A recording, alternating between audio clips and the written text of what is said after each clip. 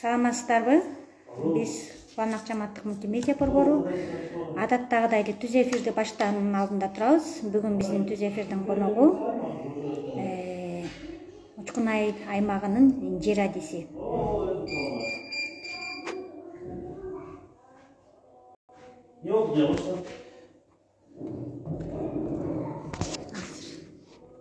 Интернет тартып атабы?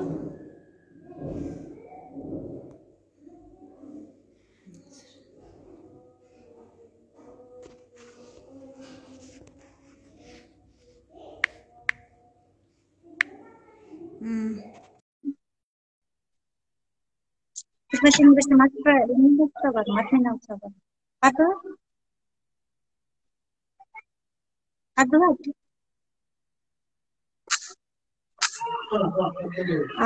Саламатсыздарбы? Биз азыр түз эфирдебиз. Биз Учкун айыл өкмөтүнүн кызматкерин кошуудабыз. Тага жиберип барыптыр.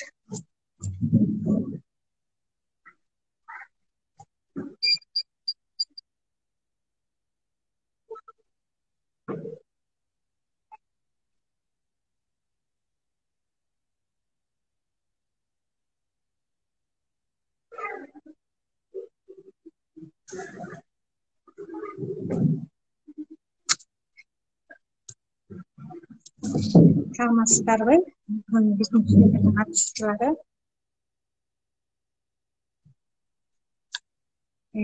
биз Кубанак жамааттык медиа борбору сиздер менен эфирдин алып барып турсам, мен Айда Түймөнбаева.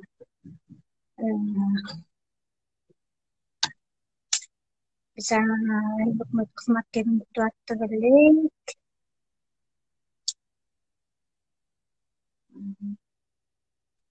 Мен кайрадан чакырганга аракет кылайын.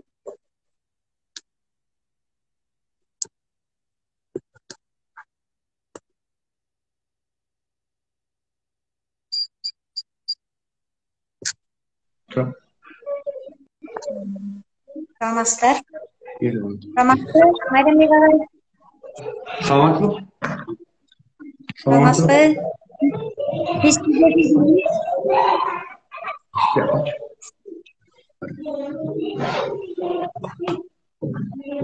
Az baldarga arnap koysam.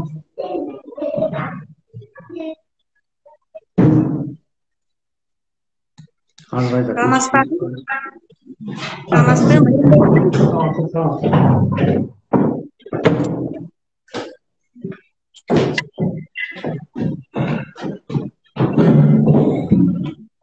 Саламатсызбы?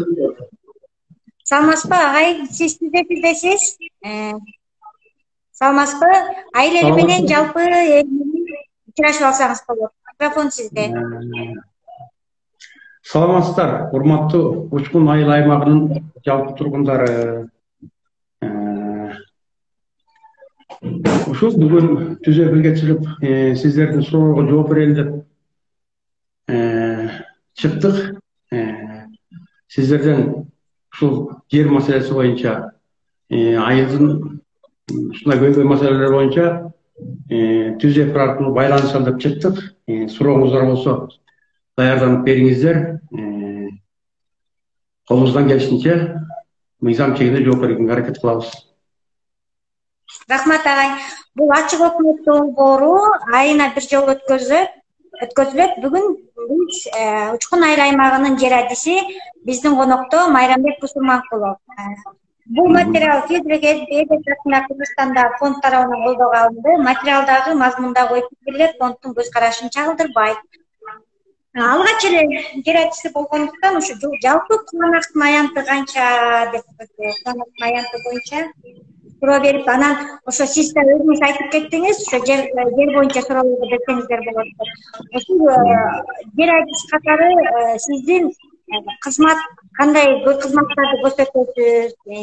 Иш кызматыңыз кандай? Мисалы, жер адис менен жайыт комитетинин айырмасы деген сыяктуу. Себеби жер адис деселер жайыт комитетин аралаштыра беришет да. Бирок экөөңүздөрдүн иш ордуңуздар эки бөлөк. Ошону да кеңирээк айтып өтсөңүздөр болот эле. Рахмат.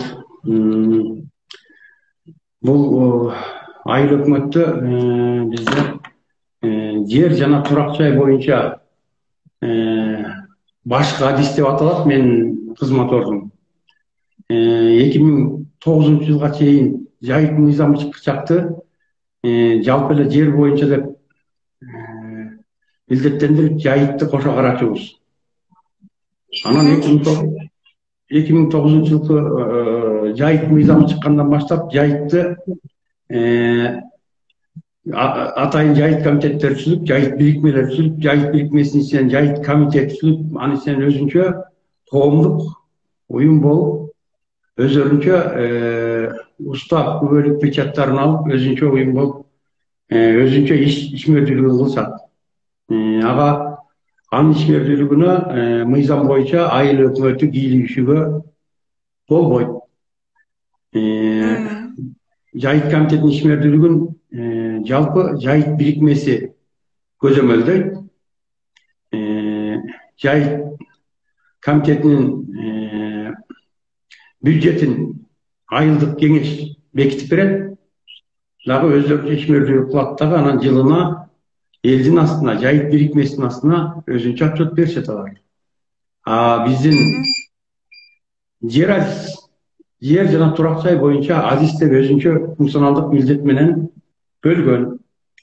Биздин милдетибиз ушул айыл аймагындагы жайыттан сырткаркы мамлекеттик фонддун жери, биринчи калктуу конуштун жери, анан жайыттан башка айыл чарбасына жарактуу жана жараксыз жерлерди баарын көзөмөл жүргүзүү, ошолорду мыйзам чегинде бөлүштүрүү дегендей кызматтарды аткарабыз. Өзүбүздүн отчеттуулугубуз бар, өзүбүздүн отчет берүүчү мекемелерибиз бар. Айыл чарба департаменти, мамлекеттик каттоо органы, шаар куруу архитектура башкармалыгы, жер инспекциясы деп быйыл жаңы бөлүндү. Мурда экотех инспекция болуп 7 мекеме бирикчү, анан былтыртан баштап экотех жоюлуп, азыр жер инспекциясы деп өзүнчө бөлүндү. Экология деген бар, ушундай мекемелер менен иш алып барабыз. Рахмат. Эми ушул жалпы куланактын аянты канча деп кызыктар болгондор да бар экен, ушул айыл тургундарынан эле келген суроолор. Эми бул жерде бизде Учкун айыл өкмөтү боюнча дагы айтып коеюн, куланак эле эмес. Жалпы Учкун айыл аймагында 115.427 гектар жер бар. Бул бардык биздин аймак. Анын ичинде УДКбыз бар, жайытыбыз бар, башка болгон биздин территория ушундай 115.427 гектар жер. Анын ичинен куланак жана Учкун айыл деп баягы ичара карта менен бөлгөнбүз. Бөлгөндө 68.729 гектар жер Учкун айылына, 46.698 гектар жер куланак айылына деп бөлүнгөндө, баягы илгерки дыйкан чарба бөлүктөгү карта менен эсептегенде. Анан мунун ичинен эми аны расшифровкалап бермесек болбойт. Бул жерде менимче суроолор 36.932 гектар жер бул жайытыбыз бар, мал жайган жайытыбыз. Куланактык болсо түшүнөт. Биздин мына орекил ички жайытыбыздан баштап тетиги эмеге чейин, чойжа арпага чейинки жерлерибиз. 1135 гектар жер бул жер үлүшкө бөлүнгөн жерлерибиз 1135 гектар жер. Кайра бөлүштүрүү фонду, азыркы мамлекеттик фонддун жери деп жана биз аукцион конкурсу менен ижарага берип аткан жерлер 186 гектар жер куланакка тийиштүүсү. Учкунда 202 гектар жер. Калктуу конуштун жерлери деп коет, бул биздин жашап аткан айыл түшкөн жерлер. Куланакта 176 гектар жер, Учкунда 196. Анан өздөштүрүлүүчү жер деп койгонбуз, эми муну угуп жүргөндөр бардыр. Учкундун ар жагында пионер, азыркы Жыланарык айылы менен Учкун айылынын ортосунда 1000 гектар жер бар. Ошонун 500-ü Куланак айылына деп, 500-ü Учкун айылына деп илгерки 1992-жылкы жер бөлүктөгү токтом боюнча турат. Андан башка чөп чабынды жерлер Куланакта 75, Учкунда 60 деп катталган. Жер боюнча ушулар эми. Агай, бизде түз эфирдин катышуучулары суроо берип жатат. Учкун эмес Куланак айылынын өкмөткө караштуу канча айдоо жер бар? Канча жер арендага, канча акча түшөт? Ошол акча каяка жумшалат деп суроо берип атат. Биздин Учкун айылынын, Куланак айылынын тургуну окшойт. Арналиев деген аккаунттан келип жатат. Ошого көрсөтүп койсоңуз. Бул эми суроону кичине баягы чалараак берип атат да, туурураак берсе. Бул жерде мен эмеле айтып кеттим, үлүшкө берилген аянт бул жеке менчик баягы Дыйкан чарба үлүшүнө тараган аянтыбыз жалпысы 1135 деп эмеле айтып кеттим. Кайра бөлүштүрүү биз ижарага берип аткан жердин баары Куланак айылы боюнча 186 гектар жер. 186 гектар жер 72 жаранга ижарага берилген. Аукцион конкурстук негизде анан түз берүү деген тиги мыйзам чегиндеги жободогу пункттарга ылайык берилет. Ошого берилип жатат. Дагы эле ар жагын тереңирээк айтып коеюн. Бул жерден эми түз берүү жолу менен жакыр андай мындай дегендерге баягы категориясына жаткан соцпомощтон справкалары бар. Куланак айылынан 5 жаранга жакыр деп берилген. Түз берүү жолу менен аренда акылары ар кандай эми жердин түшүндүрүүнө жараша берилген. Чөп чабын жерден берилсе эң ылдый жагы 600 сомдон берилген, 650 сом. Башы өйдөрөк жактары, өйдө жакшы жерлери 2000 сом тегерегинде берилген. Андан башка 11 объектиге берилген. Жанагы биздин бала бакча, мектеп, больница, бак, клуб, жаштар уюму, Аксакалдар кеңеши деген сыяктуу КЛ 86 ПТУ сыяктуу 11 мекемеге дагы түз берүү жолу менен берилген жерлер. Алар дагы түз берүү болгондо бас тартып менен алышкан. Кетте 1 гектардын арендасы 1,5-2 миң тегерегинде аренда калып иштетишет. Ошол базасын чыңдоо максатында ошол мекеменин иштерин алга жылдыруу максатында берилген. Анан алар ошол боюнча жылдын аягында жылына кеңештин астында отчет берип турушат. Ошондо Майрамбек агай, бир жылда Куланак айылына арендадан канча акча түшөт, мисалы айыл өкмөтүнө?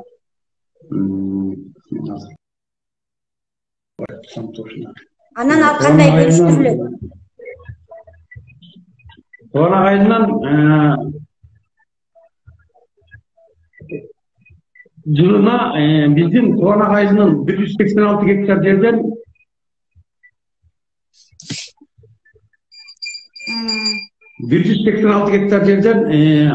72 субъектиге берилген деп атпайсызбы жаранга. Ошондон жалпы түшкөн сума 330 миң тегерегинде акча каражат түшөт. Бул биздин жергиликтүү бюджетке түшөт. Анын ичинен 3кө бөлүнөт. Бөлүнгөнү бул ошол арендага ижарага алган ижарасынын соцфондуна 1/3 төгүлөт. Анысы тиги 1 гектар жерге 54 сом 30 тыйын төгүлөт соцфондго. Ал соцфондго төгүлгөн нерсе дагы тактап айтып коеюн. Ошол ижарачылардын пенсионный фондуна барып түшөт. Ошол эртең ошону менен пенсияга чыкса болот. Калган 2 бөлүгү бирөө жер салыгы. Жер салыгынан болсо 2021 жылдан баштап куткарылды. Анысы жер салыгы деген алынбайт. Ижара акылары болсо айыл өкмөттүн счетуна түшөт, бюджетке. Ал акчаны кайдан деп сураганы тиги биздин жергиликтүү бюджетти биздин урматтуу депутаттар бөлөт. Аны ошол жана бюджеттик талкуу дегенге катышыш керек да, жарандардын баары тең. Ошо бюджеттик талкууга катышса, ошол жерден бул боюнча толук маалымат берилмек. Бул жерден эч кандай башка жакка акча түшпөйт, биздин айыл өкмөттүн бюджетине түшөт. Анан бир бөлүгү жанагы эле пенсионный фондко түшөт, ошо ижрачылардын пенсияга чыга турган акчасы болуп эсептелет. Рахмат агай. Эми биз биринчиден түз эфирге катышып жаткан катышуучулардын суроолоруна өтөлү. Дагы суроо келип жатат. Кубанакка ГЭС салынган жатат. Ошонун жери Кубанакка карайбы? Биздин айыл өкмөтүнө карайбы деген суроо окшойт да. Учкун айыл өкмөтүнө карайбы? ГЭС. ГЭС. Жок, бул жерде бизден бул ГЭС боюнча тиге Германия каржылап Кыргыз Республикасын ошол ГЭСтерди салуу боюнча каржысы ошол Германия мамлекетинен келет дешкен, биздин укканыбыз боюнча. Анан биздин территориядан 72 гектар жер ошол суу астында калат. Бул Каражар участкасы. Жебуга чейин. Ал ГЭС бизге Кубанакка эле эмес. Бул мамлекеттик ГЭС болуп эсептелет. Мамлекетке алар ГЭСти куруп, мамлекетке чыгарган энергиясын мамлекетке баалап берет. Анан мамлекет тарабынан элге кандай берилет, ал боюнча азырынча бизде маалыматыбыз жок. ГЭС курулат, бирок ал Кубанакка тияк бул районго, областка деген кароо болбойт. Бул биздин территорияга 72 гектар жер, биздики асыра, анын баары тең жанагыдай токой чарбасынын жери, анан айыл чарбасына көбүнчөсү жараксыз жерлер берилген. Рахмат агай. Суроолорду кабыл алууну улантабыз. Алдын ала келген суроолор боюнча берип өттүм. Жолдун жээгинде иретсиз салынган дүкөндөр, көчөгө чыгып тосуп алгандар качан жылдырылат? Ошолор качан алынат? Качан иретке келтирилет деген суроо келип жатат. Бул боюнча тетиги 2010-12 жылдардан бери эле аракеттерди кылып келатабыз, колдон келишинче. Бирок баягы буга чейин ушул мыйзамдар кичине чийкирээк болуп, талаш тартыштар болуп келген да. Анан эми буюрса, мына быйыл 2022 жылдын 8 апрелинде Кыргыз Республикасынын президентинин жарлыгы чыкты. 109 жарлыгы. Ошондо жазылып турат, жерлерди өзүм билемдик менен мыйзамсыз ээлеп алуу фактыларын болтурбоо деген мыйзамы чыкты да, тиги жарлыгы. Ошол жарлыктын негизинде мен жер айсыз катары ушул айылыбыздагы укугунан ашык пайдаланган жерлерди тактап мамлекеттик каттоо, архитектура мекемелери менен бирдикте барып ошолордон барып маалыматтарды алып тактап чыгып атабыз. Буюрса, бул жакын арада ошол өзүнүн укугунан ашык пайдаланып аткан жерлер такталып бүтөт. Өкмөттөн буйрук чыгарганбыз. Буга эми ушул комиссиянын составын түзүш керек болуп атат. Көбүнчө ушуга бизге, ушу элге да айтып кетерим, бизге бир жаштардан кошулуп беришсе. Жаштардан ушундай мыйзамдуу нерсени аткарганга ушу жаштар активдүү катышып беришсе. Анан ошолор калыс кишилерден болуп түзүлсөк, анан бул боюнча акырындык менен эми сөзсүз эле барып эле могу мыйзам чыкты, келе деп эле анын баарын сотко ишке ашырып же баягы административдүү айып салуу эмес биздин максат. Главный түшүндүрүү иштерин жүргүзүп, бул боюнча тизмени тактап чыккандан кийин ушул айылдык кеңештин сессиясына бир сыйра такталган жерлер боюнча сунуш киргизип коелу деп атам. Чечимин чыгартып алса, могу жарлыктын негизинде. Анан Чечим чыгартып алсак, анан ошо сессиянын чечиминин негизинде комиссия болуп иш алып барсак, буюрса жакшы эле жыйынтык чыгат деген ойдобуз. Буюрса булар ишке ашырылат. Дагы ушу түз эфир катышуучусу суроо берип жатат. Жаш үй бүлөлөргө качан тамга жер бөлүнөт деген суроо келип атат. Бул именно биздин куланак боюнча да, мен айтып кетейин. Куланак болобу ошо жаш үй бүлөлөргө качан тамга жалпы эле жаш үй бүлөлөрүнүн айыл тургунунун жалпы көйгөйү деп эсептейм. Туура эле суроо. Ошо жер берилеби деген суроо берип жатат да. Бул боюнча эми бизде Учкун айыл аймагында акыркы жолу 2005-жылы жер кесилип берилген экен. Куланак айылында. Учкунда болсо ошол 2008-ге чейин кесилип берилген экен. Андан кийин биздин Куланак Учкун айылдарында жер кесүүгө ылайыктуу жерлер Куланак айылында өзгөчө жок. Мен азыр да айта алам, жок деп. Анткени биздин айыл бүткөн жерден баштап эле үлүш жерлер башталат. Анан бул боюнча Учкун айылында бир 20 гектардай жер азыр бош турат. Буюрса, мына трансформация иштери бүткөрүлсө, Учкун айылын кесип берүүгө болот. Биздики болсо азыр Куланак айылынын күн батыштагы, күн чыгыштагы баардык жагын карап көрсөк, айыл бүткөн жерден баштап эле үлүш жерлер башталып туруп, буларды алмаштырууга 2020-жылы 19-20-жылы 2 жолу мен өзүм ошо айыл чарба министрлигине барып келдим. Ушул жерлерди алмаштыруу боюнча мена деген закон бар. Ошол боюнча биздин жерлер бак терек участкасын пландаганбыз. Комиссия болуп отуруп. Ошо бак терек участкасындагы жер ээлеринин макулдуктарын алганбыз алмашууга. Биз аларга мына келечек план түзүлгөн 5 жылдык, ошонун ичинде көрсөтүлгөн кум булуң участкасынан ошол бак терек участкасындагы жерлерди каналдын астына кум булуң участкасына алмаштырып берүү боюнча макулдуктарын алганбыз. Ошол жерде 16 гектар жер. Ошонун баарынын макулдугун алганбыз. Ошону менен Бишкекке бир эмес 2 жолу барып келдим. Бирок аяктан оң жооп болгон жок.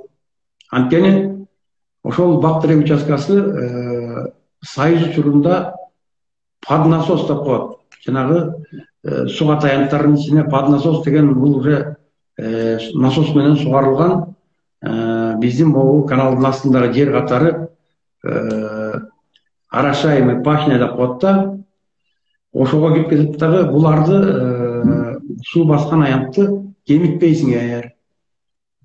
Пока мунун категориясы которулуп, доказать этилмейинче болбойт деген жоопторду угуп, келип анан эми буюрса быйыл дагы раз мына эмеде тиги быйылкы жылы 22-жылдын 17-мартында 31-май 22-жылы 291 токтому чыкты Кыргыз Республикасынын өкмөтүнүн. Ошондо жер мунапысы деген бар. Жер мунапысы деген, мунапыс деген сөздү бул элдин баары түшүнөт болуш керек. Бул орусча айтканда жанагы амнистия деп коет да. Бул эми жеңилдик берилген. Ушул жерлерди трансформациялоо, жанагыдай жарандардын жерлери такыр мындай которулбай жүргөндөр, суга таянттан буга чейинки калктуу конушка которулбай жүргөн жерлерге баягы берилген жеңилдиктер деп чыгарды да бул токтомду. Анан эми мен кече мурда күнү ушул Нарынга барып, мамлекеттик каттоо органынан буга чейинки 2013-жылдан баштап топтогон 400 кишинин документин алып келдим. Ошонун баары азыркы мунапыска жарактуулары бар экен, жараксыздары бар экен. Ошолорду буюрса биринчи күндөн баштап, аркы жуманын биринчи күнүнөн баштап буюрса дагы бир катыбыз калды тияктан Келелек районунан комиссиядан. ошол келери менен арыздын формасын даярдап алып, элди кыдырып, жанагы трансформация болбой калган жерлердеги жери бар, үйү бар, турак жайы бар кишилерди кыдыртабыз дагы, документтерин топтотуп, алып барып трансформация ушул кылганга жумуштарды баштайбыз. Жаңы жерлер кесиби боюнча ушул жумуштар бүткөн учурда же бүтө электеби иши кылса, колубуздан келген учурда мындай жанагы Айыл чарба министри менен кат алышып сүйлөшөбүз деп атабыз. Азыр бияка документтерин даярдап атабыз.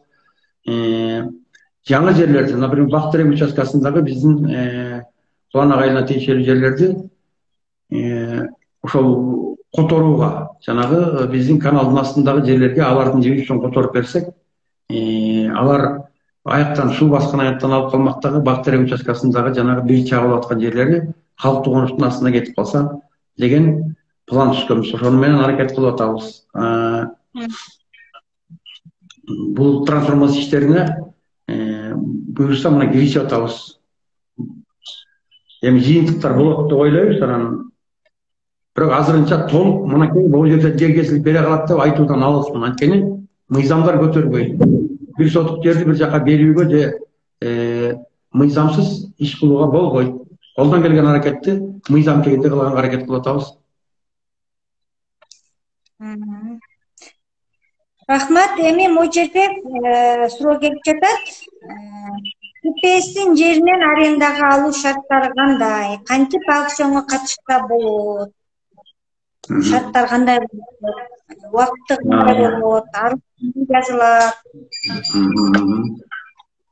Бул боюнча дагы айтайын, буга чейинки 2007 жылдагы 1997/3 деген анан 200 жер кодексинин 291 деген мыйзам менен биз буга чейин ижарага берип келгенбиз. А жерде элдер толук эле маалыматта болуш керек. Биз буга чейин 2009-дан баштап мыйзам чегинде, ага чейин кандай берилгендери мен жооп бере албайм, айта албайм. 2009-жылдан баштап мыйзамдуу аукцион, конкурстар, түз берүүлөр боюнча иштер жүрүп келди ушуга чейин. А жерде аукционду мен ошо кездегини айтайын, бүгүнкү чейинкини. Аукцион дегенде өткөрөрдө жерлер январь айында такталып бүтөт. Жылдын аягы менен такталып, жылдын башына момунча гектар жер быйыл бошоду. Ижара мөөнөтү бүттү, же болсо ижарага алуудан баш тартты, же болсо дагы ушундай сыяктуу себептер менен жерлердин срогу бүтүп калат, ижарага алган. Ошолордун баарын жер комиссиясы менен бирге тактап чыгып туруп, анан айылдык кеңешке сунуштап, жер комиссиясынын курамын бекитип алып, анан ошол жер комиссиясы иштеп чыгат. Кайсы күнү өткөзүш керек, старттык баасы канча болуш керек, налогу канча болуш керек, соцфонду мынча болуш керек деп мыйзамга ылайык алардын баарын коюп, анан ижара акысынын өлчөмүн жер комиссиясы бекитет. Ошонун баары, маалыматтын баары маалымат такталарына, мондай газетага чейин. Биз сөз жылынтысын жылына газетага берип жатабыз, өткөн аукциондун баарын тең. Теңир Тоо деген газетанын бир бурчуна чыгат. Бул мыйзам негизинде жазылып аткан иштер. Кулактандыруулар көрүнүктүү жерлердин баарына илинет болгон. Мен өзүм ушул 2009-тан бери илип келатам өзүм. Тетиги көчөнүн аягындагы кампадан баштап иши баскан жердин баарына илем. Магазин аттуунун баарына, тияк күнчыгыш жагы ПТУнун кеңсесине чейин илип жүрөбүз. Бул боюнча кулак укпай калдым, көрбөй калдым дегендер болбошу керек менимче. Анан ошонун негизинде анан аукцион өтөт. Аукционго катышуучулардын арыздарын катчы кабыл алат, тариздейт, акчаларын, кепилдик төлөмдөрүн төктүрөт. Дагы ушундай тиги жобонун пункттарын алайык биз аукционду өткөзүп келатабыз. Бирок эми 2021 жылдын 17 декабрында Кыргыз Республикасынын Айыл чарба министринин токтому чыккан. Кабмин согласовано. Ошондо 309 деген токтом чыгып, азыркыга чейин талаш болуп атат Жогорку Кеңеште. Бул жерден мурда ФПСтин жерлеринин 100%-ине тиги жергиликтүү өз алдынча башкаруу органы тескейт деп койгон да. То есть биз айыл өкмөтү арендага берип, ижарага берип, ижара акыларын төгүп, аны бюджет толтуруп, ушундай максатта берилген да. Анан жанагы 17-декабрдагы 2021-жылы чыккан токтомдо ошол кезде башында башталганда 75%, ФПСтин жеринин 75% айыл чарба министрине өткөрүлсүн, айыл чарба министри тескесин деген токтом чыккан. Бул токтом азыр талкууда туруп атат ушуга чейин көптөн бери. Январдан бери эле катуу талкууда туруп атат. Андан кийин бизге айыл чарба министринен, райондук департаменттерден каттар келген. Быйылкы жылдыкы 2022-жылы мөөнөтү бүткөн жерлерди эмне кылабыз деген биз суроолорду бергенде кат келген. Бул 2022-жылдагы мөөнөтү бүткөн жерлерди 2022-жылдын сентябрь айына чейин узартып бергиле ижара мөөнөтүн. Анан 2022-жылдын сентябрь айынан баштап жаңы мыйзам чыгат окшойт, же жобо иштелип чыгат окшойт, ошого мөөнөтү коюлганбы, азыр маалыматыбыз жок ал боюнча. Биз сентябрды күтүп атабыз. Бизде Учкун айылында 2022-жылы 40 гектар жердин ижара мөөнөтү бүткөн. Ошо 40 гектар жерди ошол мурдагы пайдаланып келаткан ээлерине гана буйруктун негизинде, ошол айыл чарба министринин катынын негизинде узартып бергенбиз. Ошол боюнча алар пайдаланып атат. Анан бул эми жаңы мыйзам кандай чыгат, жаңы жобо кандай чыгат, эмне деген чыгат, азыр пока күтүп атабыз. Анын алдында да мындай болот, дегендей болот деп айта албайбыз. Урматтуу түз эфирдин катышуучулары, суроо келип жатат дагы. Сугат жерлерди сугат жерлерден, суу баскан жерлерде. Келген түшүнүгүм боюнча бир адамга 5 гектарга чейин аренда алгандар барбы? Бир адамга 5 гектарга чейин. Суу баскан жерде. Бизде ФПСтин жеринен почти 80% суу баскан аян. Ошол суу баскан аянттардын ичинен 5 эмес, 10 гектар алгандар бар. 5 гектар алгандар бар. Анткени биздин жерлер, ФПСтин жери башка айыл же башка региондордогудай бир массивде жайгашкан эмес. Биздики жерибиз Бактыректен башталса, Куланак айылынын жери Таласпайдан бүтө турган болсо, ошо Бактыректе да жерибиз бар, ортодогу бардык массивде 3төн, 5тен, 2ден, 10дон дегендей гектар жерлерибиз бар, чачкын. Ошол жер комиссиясынын кароосуна жанагы мен айтып аткан январда коюлганда, ошол жер комиссиясы чечет. Могул жердеги жер 5 гектар болуп, 5 гектар бойдон коюлсун. Могул жер 3 гектар бойдон коюлсун, могул жер 2 гектарга бөлүнүп коюлсун, могулар момундай берилсин деген жер комиссиясынын чечими менен беребиз. 5 гектар эмес, 5 гектар алган жерлер бар, 3 гектар бар, 2 гектар, 1 гектар, ар кандай бул бир нерсе менен жер комиссиясынын бөлүүсүнө жараша гана бөлүнөт. Лотторго бөлүнөт. Дагы ушундай суроо келип жатат. Мен Куланак айылында эле туулуп өскөм. Ушул айылга эле турмушка чыккан. Паспортум менен учеттон чыгып шаарга кеткен. Окуп бүткөн кезде экен да. Ошол кезде талап ошондой болчу. Бишкектен окуп 93-жылы кайра Куланакка келген. Ал кезде дыйкан чарбага тарап жайма-жай болуп калыптыр. Анан мен жер алган эмесмин. Же кеңеш берген киши болгон эмес. Ошол боюнча жер үлүшүн ала алган жокмун. Учурда Куланакта эле жашайм. Жери жок, пенсияга чыга албай жатам. Азыр жер алсам болобу? Алуу шарттым, алса болобу? Шарттар барбы? Алуу мүмкүнчүлүгү барбы? Деген мындай көп эле катталыш керек. Азыр ошо учурунда Куланак айылында эле жашап туруп, жер үлүшүн ала албай калган жарандар, мисалы жалгыз Куланак эмес да. ошондой окууга же дагы бир жумуштар менен чыгып кетип, ошол жер үлүшүн ала албай калган жарандар кайрадан жер берилеби деген суроо болуп атат да. Жер үлүштөрүн 1992-93 жылга чейин таратып беришиптир. Андан кийин 2002-2003 жылы бир указ чыгыптыр. Кыргыз Республикасынын президентинин указы бар. Ошондо 1996 жылга чейинки туруктуу жашап ошол айылда. Анан ар кандай себептер менен жер үлүшүн албай калган жарандарга жер берүү боюнча деген токтом чыккан экен. Ошол учурда Куланак айылынан бир 40-тан ашык киши арыз кеткен. Анын арасында менин колуктумда бар болчу, дагы ушундай кишилер бар болчу толтура. Ошол 40 киши тизмесинин ичинен бир 10 кишиге, 15 кишиге ушундай келди. Жер үлүшү берилсин деп 2008 жылы келди да. Биз 2005 жылы эле 2004 жылы бергенбиз арызды. Ошол мыйзам иштеп турчу. 2009га чейин иштептир. 2009дан баштап мораторий жер үлүшүн берүү токтотулсун ФПСтен деп ошону менен токтотуп койгон.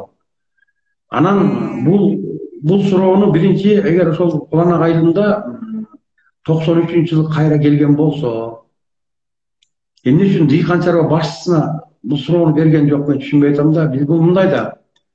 Жер үлүшүн айыл өкмөт бербейт. Айыл өкмөт колхоз совхоз тараган учурда Дыйкан чарба уларга бөлүп айылды. Бизде эми башкача кандай бөлүнүп билбейм, бизде уруу болуп бөлүнгөн, топ болуп. Ошол топторго ошолордун ушул жерде 93 жылга чейинки жашагандарга бүт эле жандарын каттатып туруп берген. Анан биринчи бул суроону ошол кайсы урууда болсо, биздин Куланакта болсо, ошол уруунун башчысына бирөөс берип көрсө, мен эмне болуп кирбей калдым беле? Эмненин негизинде мен бул жака Дыйкан чарба үлүшүн алган жокмун. Мен ушул жерде жашап турбадым беле? Кандай себеп болуп калды? Мага эмне категориям туура эмес болуп калдыбы деген сыяктуу суроону ошо Дыйкан чарба башчысына берсе, анан Дыйкан чарба башчысы ошого түшүндүрмө жазып беришсе, бул деген сен баланчанчылы баландай болуп туруп мындай себептер менен албай калгансың десе, анан азыр бизде жанагы айыл өкмөт боюнча 2009 жылга чейинки гана 3 этап менен берилиптир.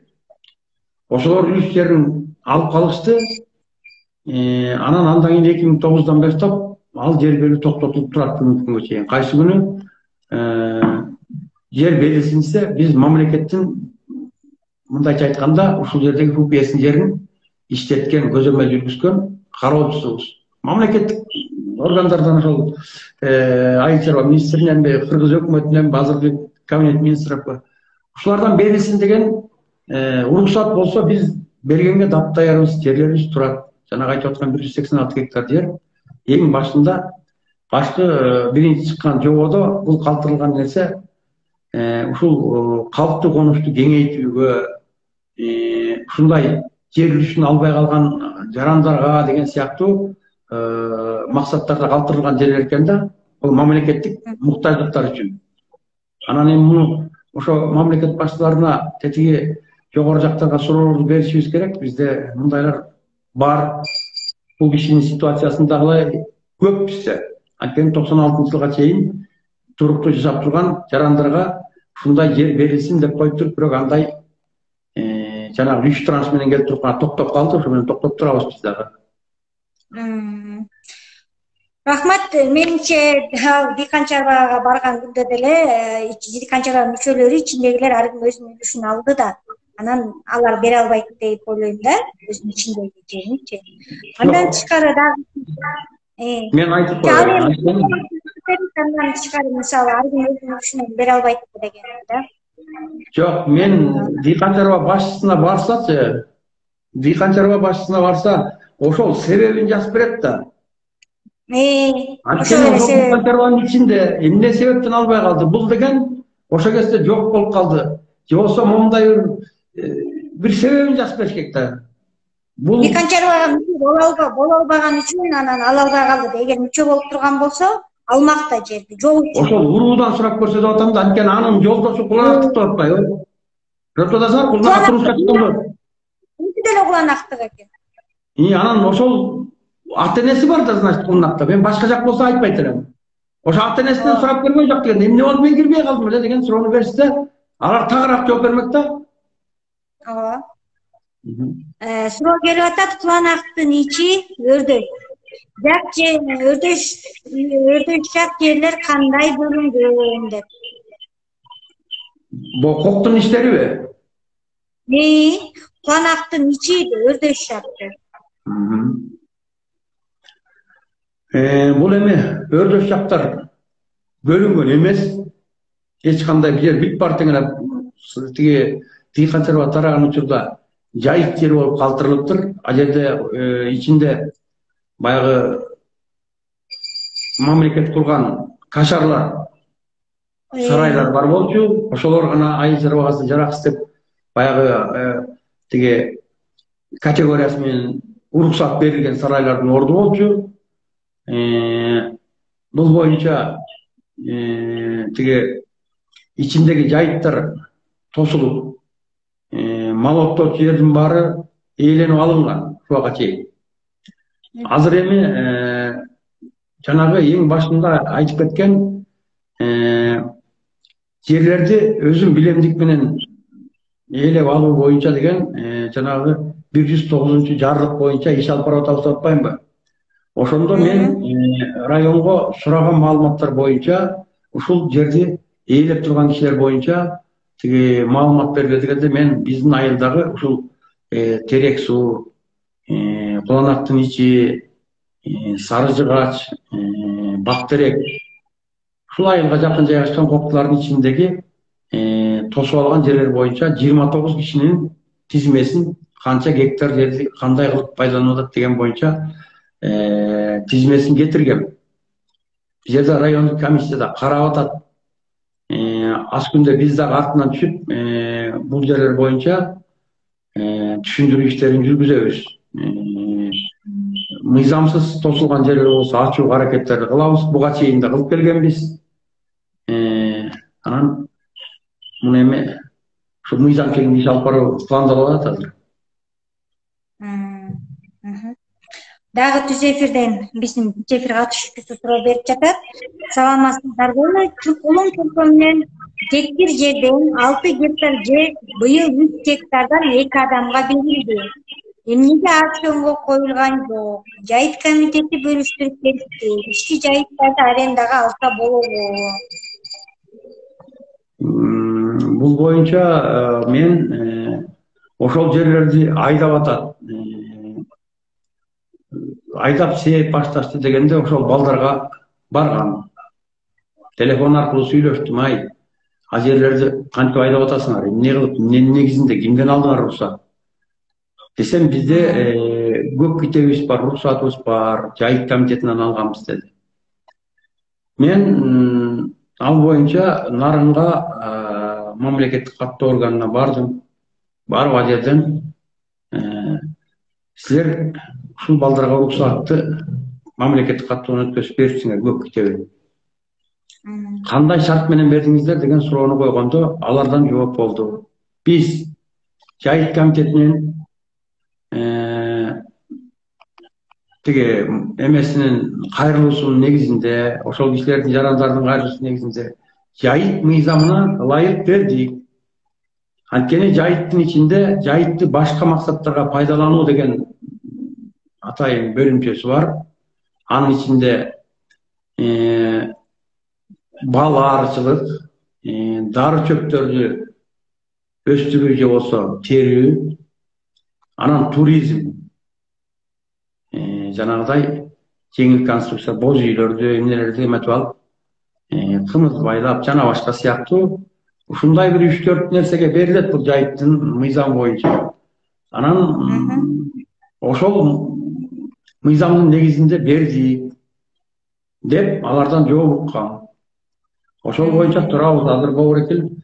Жанагы экен дагы эле ушул жанагы экен 109 жарлык боюнча жерлерди өзүң билемдик менен ээлеп алууга бу да кирет го деп атам. Жана биздин комиссиянын ичине ушул жаштардан, калыс кишилерден кирсе, анан ошол кишилер менен ордунан барып, ушунун баарын теркизүү, жана ушул баягы жерлерди максаттуу багыты менен пайдалануу боюнча иштер жүрөт буюрса. Кыскасы анда ички жайыттарды арендага алса болобу деп атат да. Ошентип. Болбойт. Мен айтканым мындай. Жанагы жайыт мыйзамындагы жанагыдай 3-4 бөлүкчө менен гана жайыт ижарага деп айтылбайт адагы. Адагы өзүнчө бир башка максаттарга пайдалануу боюнча деп турганан ошонун негизинде кетет. Кыргыз Республикасынын мыйзамдарында жайыт менчикке дагы, ижарага дагы берилбейт. Жайыт таза мамлекеттин менчиги деп жазылып турат. Анан эгер ал жайыттын ичиндеги жерлерди жанагыдай берилген фактылар болсо, аны эми элдин астында жайыт комитети ким берген болсо ошол жооп берет да. Ошол жайыт боюнча. Рахмат. Рахмат. Азыр ошол жерде алдын ала келип түшкөн суроолорго токтолсок, ФПСтин канча жери бар?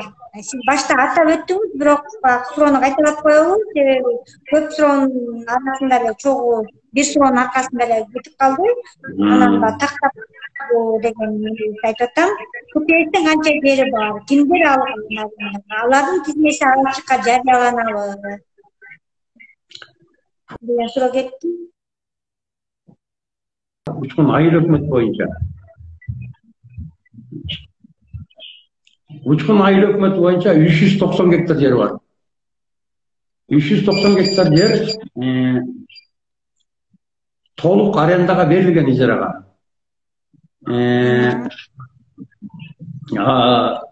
Тизме болсо биздеги эшиктин алдында, бул контордун алдында атайын такта бар.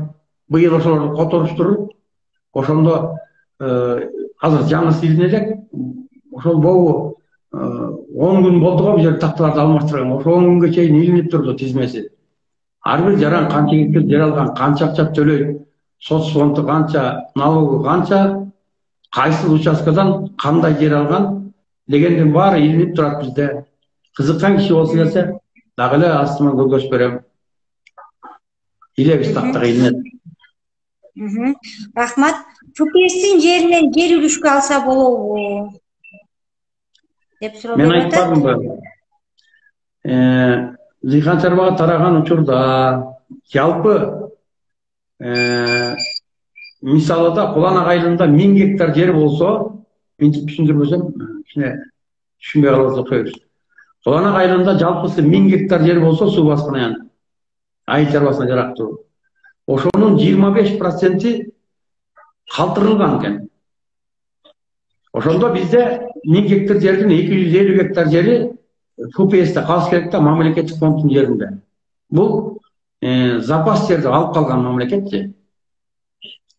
Анан ошол жерлерди эмне үчүн деген жанагы мен айтып бербедимби тизмектеп. Бул ФПСтин жерин алып калуу максаттары эң биринчи мамлекеттик муктаждыктар үчүн. Мамлекетте бир ар кандай нерсе болот. Бул мамлекет бир нерсе алып келип куруп калышы мүмкүн. Же мамлекеттик башка бир нерсе болуп калышы мүмкүн. Ошол муктаждыктар үчүн, мамлекеттик муктаждыктар үчүн деп биринчи.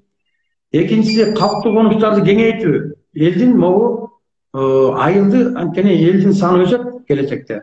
Ошону кеңейтүүгө деп калтырылыптыр.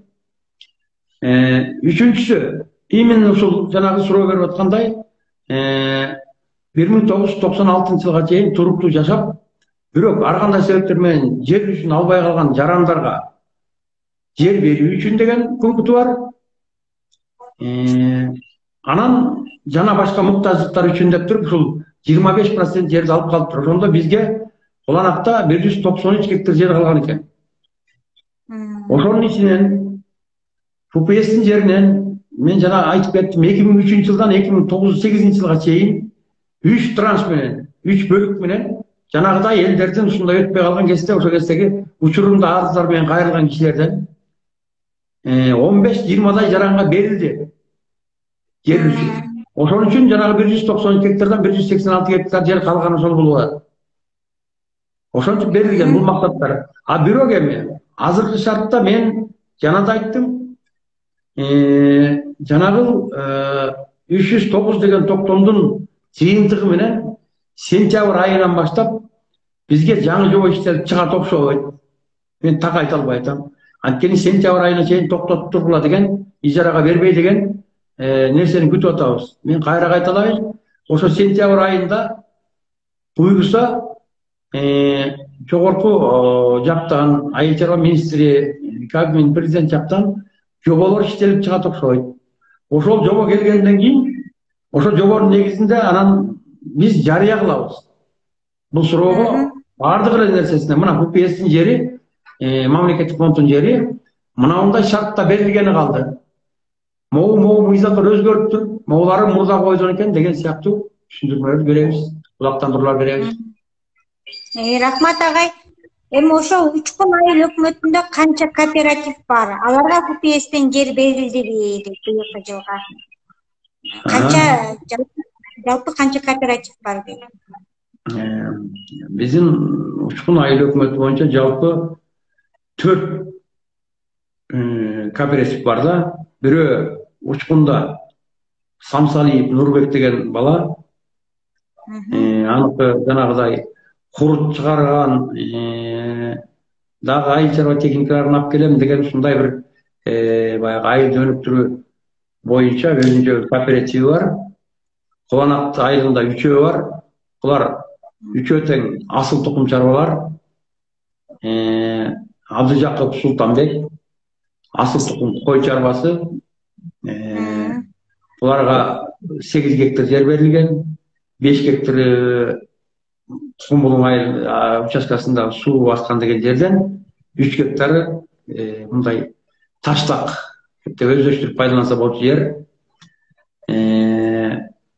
Экинчиси Осмоналиев Жумеек Карачым участкасынан 10 гектар жер алган. 2010 жылдан бери биринчи үрөө чарба болчу, кийин 15-16 жылдан баштап асыл тукум жылкы чарбасы менен ишке алып жатат. Үчүнчүсү Кыдыралиев Мирбек. Бул 5 гектар жер алган. Мунуку асыл тукум уй чарбасы. Буларды дагы баягы дагы ар жагына чейин түшүндүрмө бере кетейин, антип кайра суроо чыгат дагы. Булар асыл тукум чарбалар кооперативтерге атайын мамлекет тарабынан, айыл чарба министрлик тарабынан сертификаттар берилет.